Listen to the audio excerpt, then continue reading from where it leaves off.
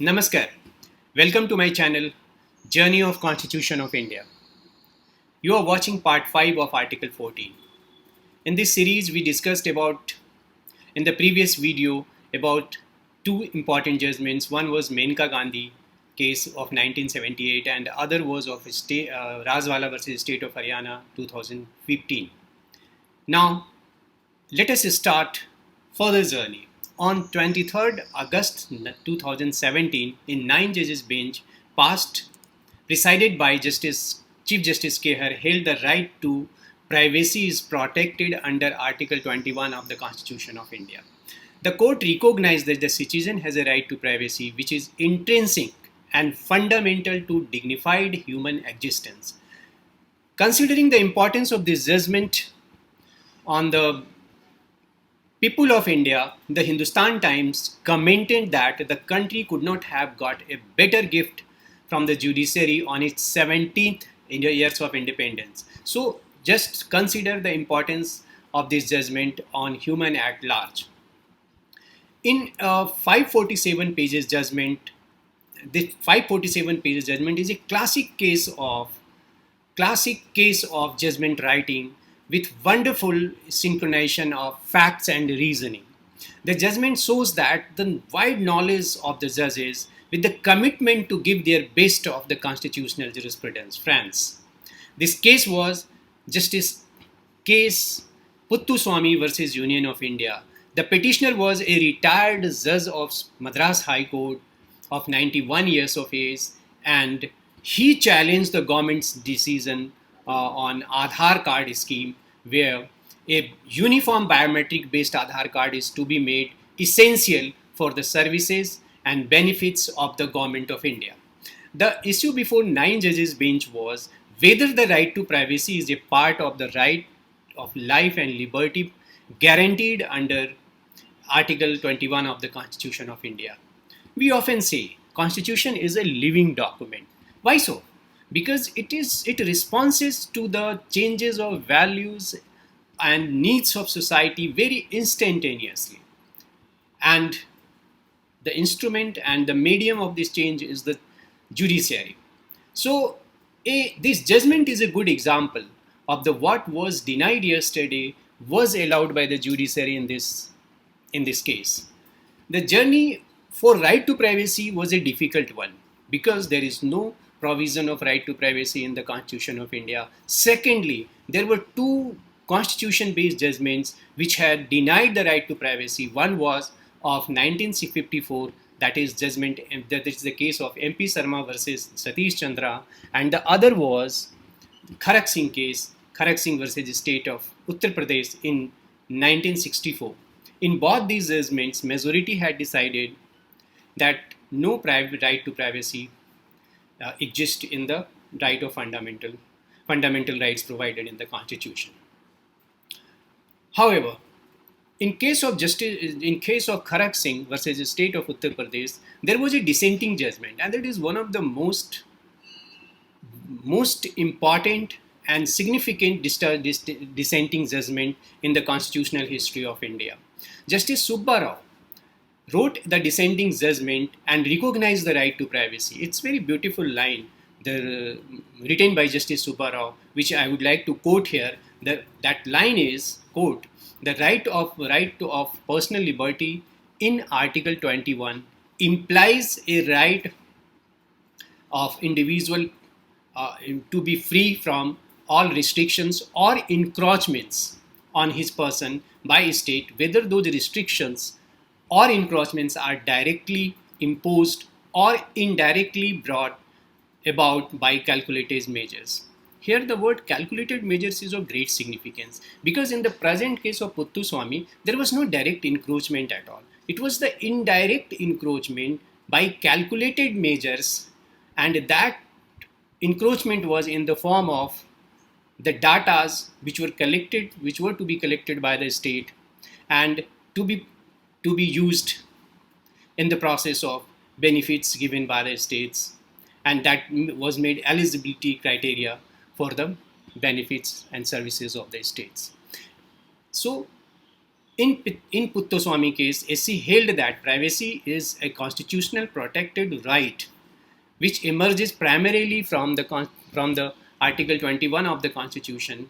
The invasion of privacy must be through a fair, reasonable, and just procedure.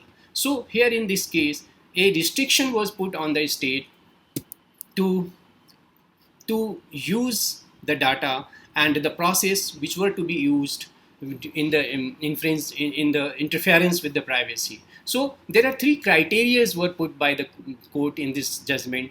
One was that the threefold requirements were there for interference into the privacy. The first is legality. The second is need for a legitimate aim, and third is proportionality. This judgment secured the apprehension of a state by securing the legitimate state aims, by which includes national security concerns, preventing criminal investigation, and preventing the leakage of social welfare benefits. So it was an all-inclusive judgment.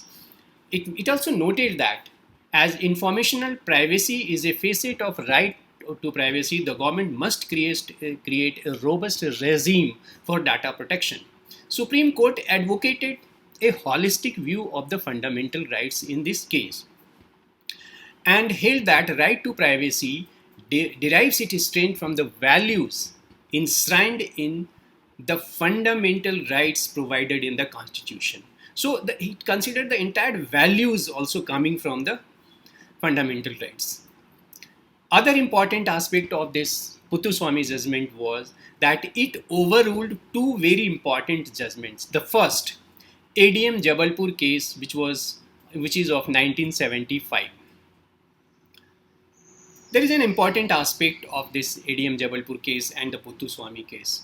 In ADM Jabalpur case, father of the justice Chandrachud was a member of that constitution bench, and he had upheld against the right to privacy. And in this judgment, son was there, and he was a part of the bench which overruled the judgment of ADM Jabalpur. And it was noted in this Puttoswamy case that the ADM Jabalpur case was an aberration in the constitutional jurisprudence of the country. However, there is one important aspect to add here, that through 44th Amendment, when Janata Party came into government, that through 44th Amendment, that ADM Jabalpur case was nullified. But now with this Puttoswamy case, it has been finally put to the rest. It also overruled another division bench judgment of the Supreme Court in Naz Foundation case.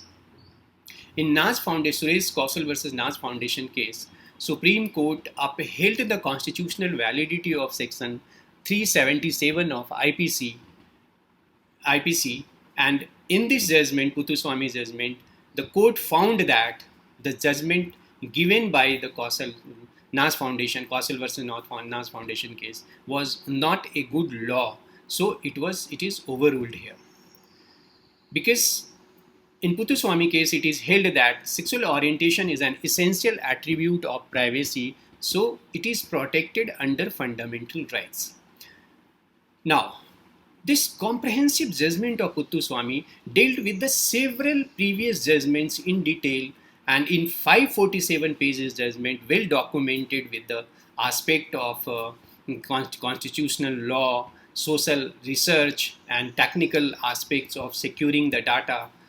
It dealt with the various doctrines also which were previously upheld by the courts, which included the Gopalan case doctrine of fundamental rights as an isolated solos, not interconnected.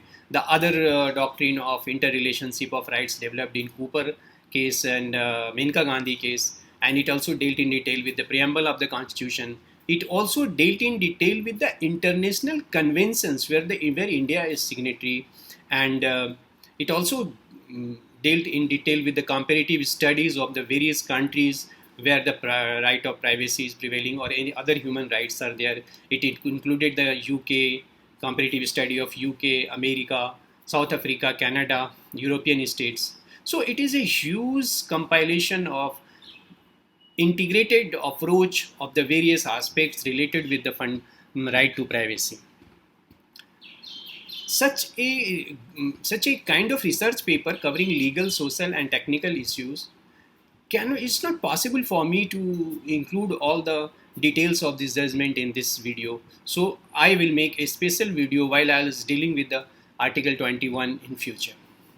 Now the next judgment of this part 5 is very important judgment, Navtej Singh Johar versus Union of India, which was passed in 2018. It was a constitution-based judgment of 5 judges where Chief Justice Deepak Misra was presiding the bench. The other 2 judges of this bench were Justice Rohington and Justice Chandrachud. Why I am mentioning these 2 names? Because these 2 judges were also a part of the bench which dealt with the Justice Puttaswamy case. Here, the issue before this constitution bench was the constitutional validity of section 377 of CPC. Let me give you a brief history of this issue, which has a very checkered past. That first in 2009, Delhi High Court decriminalizes section 377 of IPC in Nas Foundation case on the ground that it violates right to equality, privacy, and personal liberty of such person. That decision was appealed before the Supreme Court and the division bench of a Supreme Court reversed the Nas verdict in 2013. In the case, the name of the case was Suresh Kumar Kausal versus Nas Foundation. It held that division bench held that only Parliament could decriminalize homosexuality. So thereafter, 5 very distinguished persons from the various fields, which included Navtej Singh Johar, Ritu Dalmia, Aisa Kapoor, Amarnath, and Sunil Mehra, filed a separate writ petition challenging the constitutional validity of section 377 of IPC. Issue before Navtej Singh case was whether section 377 violates Article 14 as it discriminates against individuals on the basis of sexual orientation and gender identity. It is, as I discussed earlier, that the Supreme Court noted a guarantee of fundamental right to privacy in Justice Puttaswamy case. So this group, particularly having the queer orientation, were facing discrimination by the majority group having a different general orientation. So it was found that they are being their fundamental right of privacy being violated, and they are not being equally treated by this particular section. So Supreme Court carried the litmus test for testing the constitutional validity of section 377 IPC against the principle of equality, liberty, dignity under Article 14, 15, 19 and 21, and found that this section 377 has failed to clear the litmus test and declared it unconstitutional to a certain extent only, where it relates to the consensual relation between adult. SC described the SC heavily relied on the concept of constitutional morality as an ideals and morals of the Constitution and the values that creates an inclusive society where discrimination has no place on any basis. It recognizes the Constitution is also a tool of social change, and it can be used to transform the society. A decision on whether a penal provision violates a fundamental rights must be guided by the principle of constitutional morality rather than societal morality. It is held that if a constitutional court finds that a provision violates constitutional morality, it must be struck down. In this case, court also relied heavily on the Yogyakarta principles, where India is also a signatory. Let me tell you what the Yogyakarta principle is. In fact, this is in 2016, a distinguished group of international human rights experts met in Yogyakarta in Indonesia to outline a set of international principles relating to sexual orientation and identity. These were called Yogyakarta Principle, and these human rights activists work in that line, and they frequently meet, and the various, after 10 years again certain values were added, certain principles were added. So Supreme Court, while discussing with this, dealing with the section 377 of IPC, heavily relied on the Yogyakarta principles. In this judgment of Navate's, Supreme Court declared that the 377 IPC criminalizes consensual sex and adults in private is violative of Article 14, 15, 19, and 21 of the Constitution. So, friends, we have traveled a journey of development of right to equality to up to covering up judgments up to more recent judgments, as well as the recent developments in the society and international level. Friends, now in the next video we will be discussing with Article 15, and we will continue the journey. Thank you very much for watching my videos, part 5 of right to equality. I'm sure you have enjoyed, and you are benefited from the informations I'm sharing with you, and I'll request you that please subscribe my channel so that the next video when I upload on my channel, it will reach to you immediately. Thank you very much. Namaskar.